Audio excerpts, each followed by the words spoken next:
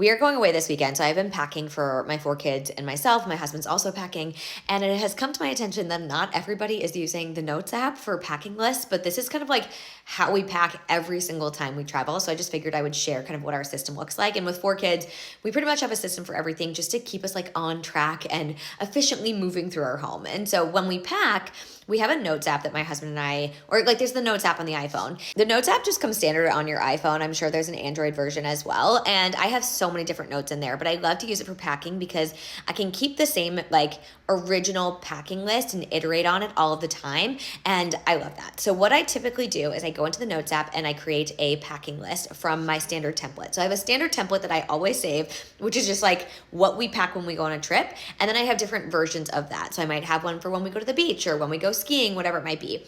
For this one in particular, it's nothing fancy, so it's pretty much just the standard one. What I do is I copy that list, I make a new list in the Notes app, and then I share it with my husband. So you can share it with multiple people, which is huge. So you can go in there and check things off. Also, you can do things like a graph. So we've used this for girls' weekends with our friends to kind of do a graph of who's bringing what food. You can do this bullet points. A lot of people don't realize this. They just like make a list of things, but you can do bullet points and you can check things off as you go. And the cool thing is you can use your Notes app on your phone or on your computer. So I'm actually using it on my computer right now. And when I use it on my computer, I figured out how to do subtasks, so sub bullets, which is amazing. So it can be like pack for kids, and then it'll be like sub bullet, pajamas, sub bullet, socks, right? And we go through and we check those things off. And there's also a setting to say move to the bottom once it's been marked as complete. So once you check something off, it gets moved to the bottom. So you're just working from the top of the list.